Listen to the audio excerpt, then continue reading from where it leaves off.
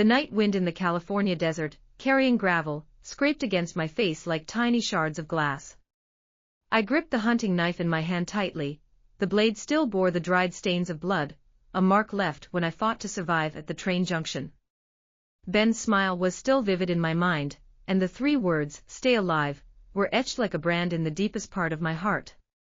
Boundless darkness shrouded the Mojave Desert, and only the occasional howl of a coyote in the distance reminded me of the peril that lurked here. I moved cautiously, each step treading on scorching gravel. As a shielder, I could block the sight, hearing, touch, and smell of other living beings, but I had not yet mastered this ability. When I used it on the wolf pack just now, I could feel the power within me fading rapidly. The sweat beads on my forehead evaporated as soon as they formed, carried away by the night wind. After walking for about an hour, my steps suddenly froze. Not far ahead, the faint outline of an abandoned highway appeared. The wooden roof had collapsed halfway, and the window panes were shattered, leaving only their frames, like a relic forgotten by sandstorms. But in this desolate desert, any anomaly could hide a fatal danger. I held my breath, slowly unleashing my shielding ability to completely conceal my presence, then inched closer to the inn. Reaching the door, I pricked up my ears, hearing nothing but the whine of wind seeping through the gaps in the planks. I pushed gently on the wooden door. It let out a shrill squeak, a harsh sound that stood out sharply in the silent desert. Gripping my hunting knife, I stepped carefully inside. The air was thick with a mix of motor oil and dust. Sunlight filtered through the broken roof, casting dappled light on the floor. By this faint glow, I surveyed the interior.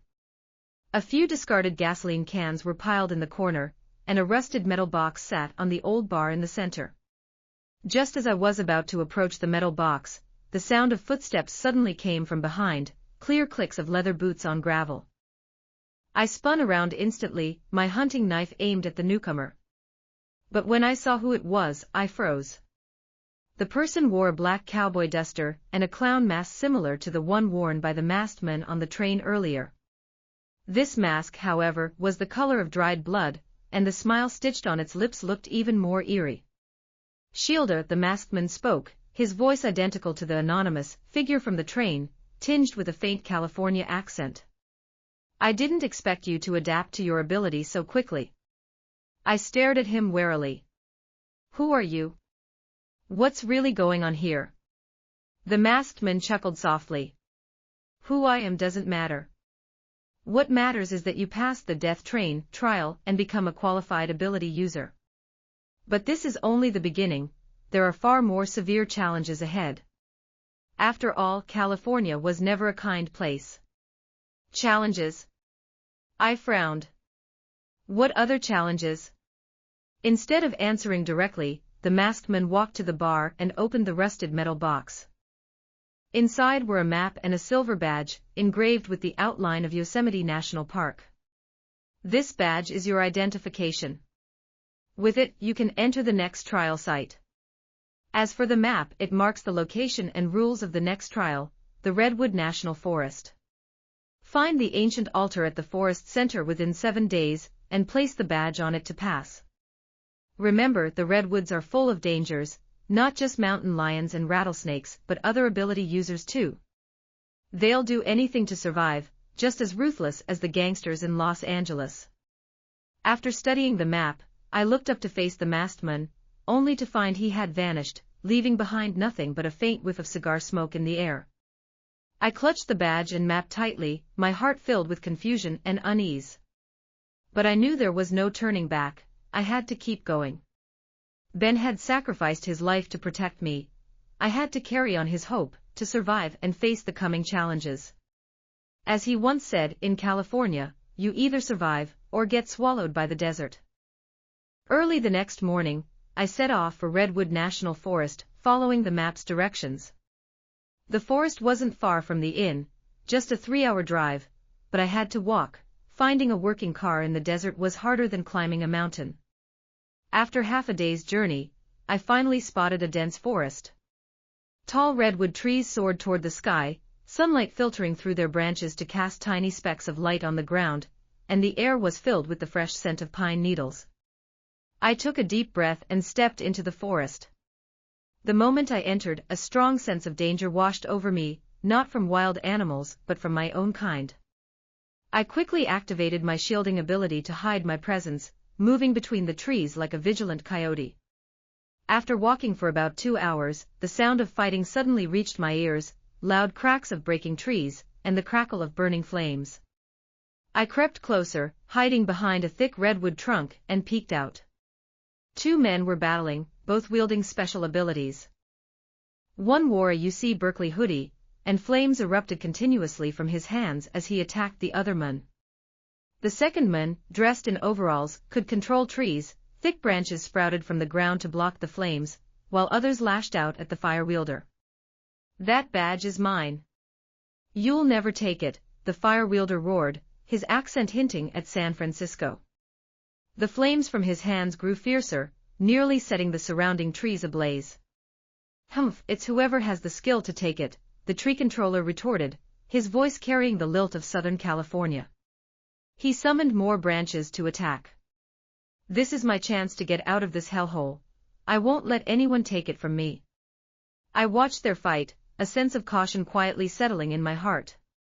It seemed the masked man had been right. There were indeed other ability users in the redwoods, and they would kill each other for the badges, as crazy as the villains in Hollywood movies. At that moment, the fire wielder suddenly made a mistake.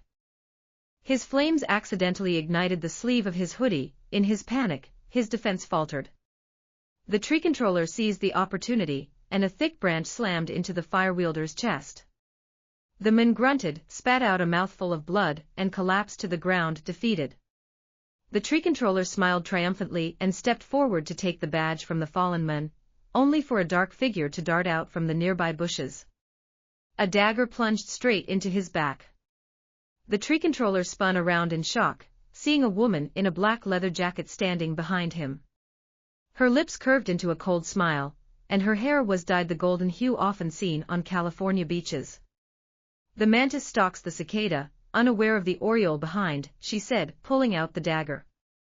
"I'll be taking this badge." The tree controller fell to the ground, breathless. The woman bent down, searched the 2 men for their badges, then turned to leave. As she did, her eyes locked with mine, hidden behind the tree. Her gaze was as cold as a snake's, sending a shiver down my spine. My heart skipped a beat in shock. I quickly spun my gaze away, held my breath, and cranked my shielding ability up to full power. The woman frowned, casting a puzzled glance toward where I was hiding, and muttered to herself, "Strange, I definitely heard something just now." Then she turned and walked away, the sound of her leather boots crunching on the fallen leaves fading slowly into the distance. Only when she was gone did I exhale, my back soaked in cold sweat. That had been too close. If she'd found me, I would have barely escaped alive. In this world where the strong preyed on the weak, kindness was nothing but a death sentence. I stepped out from behind the tree, staring at the 2 cold bodies on the ground. A chill settled in my chest. To survive in California, in this deadly trial, I had to grow stronger, far more ruthless, like the survivors on the streets of Los Angeles. I continued toward the center of the redwood forest, moving with extreme caution and avoiding countless dangers. Once I nearly stepped on a rattlesnake, but my shielding ability kept it from detecting me. Another time, I encountered a group of ability users searching for badges. They carried guns, looking like escaped prisoners. Thanks to my shielding, I managed to slip past them undetected. Before I knew it, 5 days had passed, and I was drawing closer to the altar at the forest's core.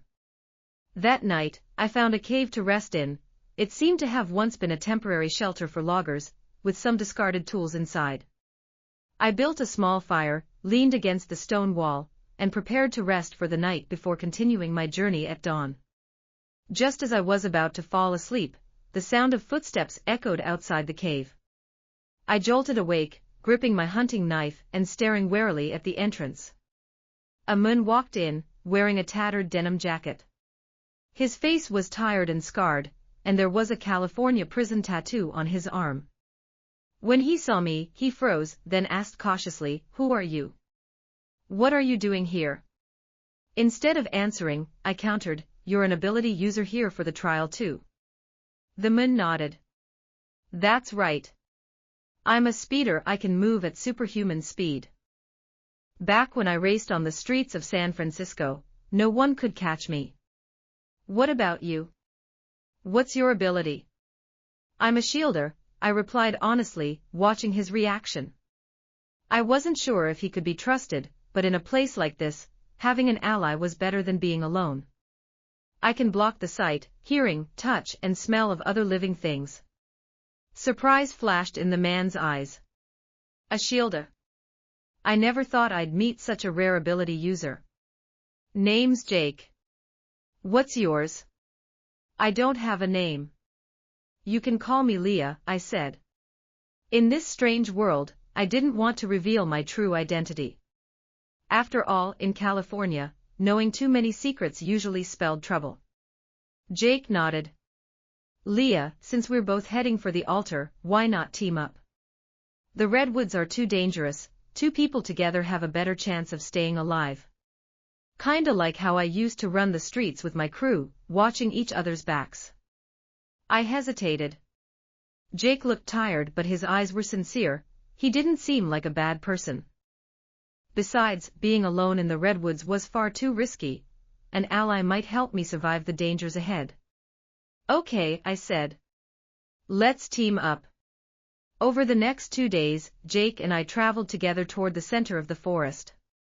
Jake's speed let him spot dangers ahead. Once, he dodged a mountain lion's attack with his quick reflexes.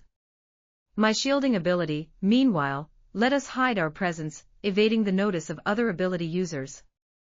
We worked well together, avoiding numerous threats and encountering other ability users without conflict. After all, no one wanted to fight unless they were sure they could win. On the morning of the 7th day, we finally reached the altar at the heart of the redwood forest. It was massive, built from giant redwood trunks and covered in intricate carvings, similar to the patterns on my badge, looking like relics of an ancient Native American tribe. We're here! Jake exclaimed excitedly, hurrying toward the altar, ready to place his badge on it. His face was filled with hope, as if he could already see his escape from this hell. At that moment, a cold voice rang out. Passing the trial won't be that easy. Jake and I spun around simultaneously, seeing a man in a white robe standing nearby. His face was expressionless, his eyes cold, exuding an overwhelming aura of power. A faint scent of sandalwood clung to him, like something from a monastery in California. Who are you? Jake asked warily, tensing his body, ready to attack. His feet shifted slightly, adopting a stance to sprint. I am the guardian of this redwood trial, the robed man said, lifting his hands slowly. The air around us grew heavy, and the fallen leaves on the ground began to stir. To place your badge on the altar, you must first defeat me. Jake and I exchanged a glance, determination in both our eyes.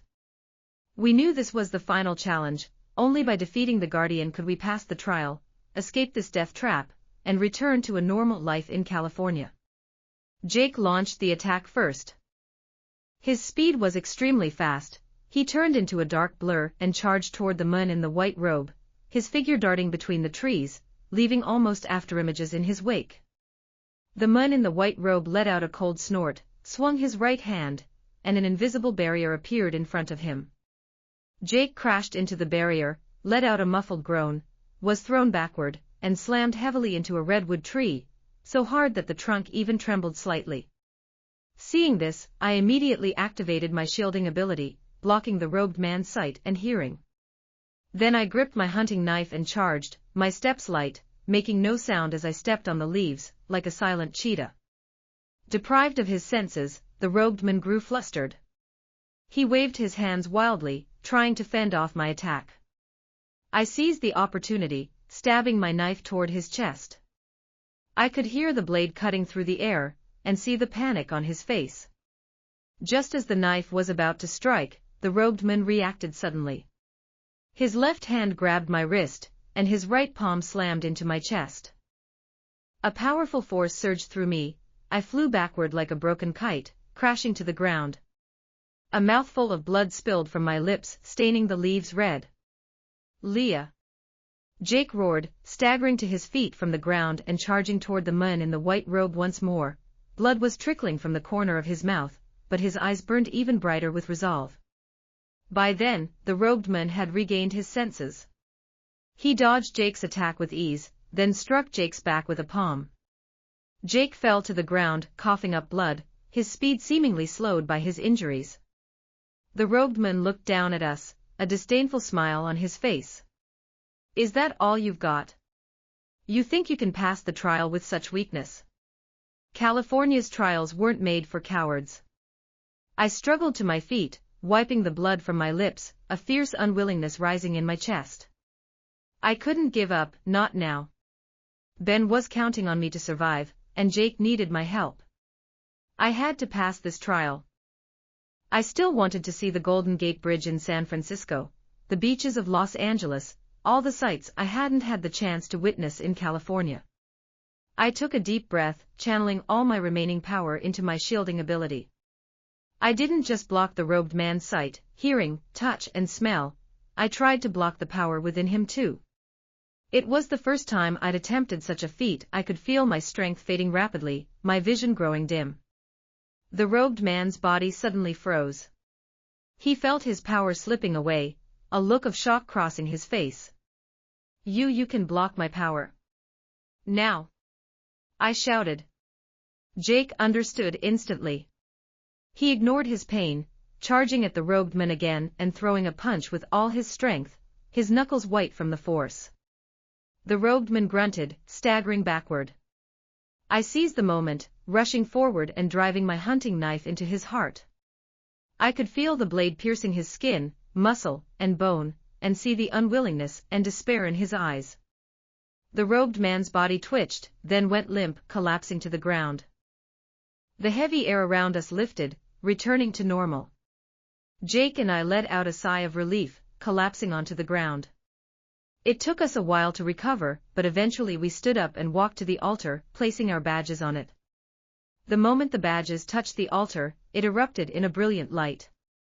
A beam of light shot up from the altar, piercing the redwood canopy and reaching toward the sky. Then a voice echoed in our minds, "Congratulations! You have passed the redwood trial. Next, you will travel to a new world to face a new challenge. Welcome to Los Angeles, the heart of California." When the light faded, Jake and I found ourselves no longer in the redwoods, but standing on Hollywood Boulevard in Los Angeles. The street was bustling with traffic, neon lights flashing, and the distant honking of cars and cheers of people filled the air. Yet beneath the surface, a strange tension lingered, like a calm sea hiding churning undercurrents. "This is Los Angeles?" Jake asked, staring at the Hollywood sign in the distance, his eyes wide with amazement. I shook my head. "I don't know. But I think the new challenge has already begun. In California, there's never a true end." I looked at the bustling streets of Los Angeles before me, my heart filled with resolve. No matter what dangers lay ahead, I would carry Ben's hope and Jake's trust, fighting to survive and face every challenge. Because I knew that in California, only the strong could survive, and only the brave could see the sun rise tomorrow.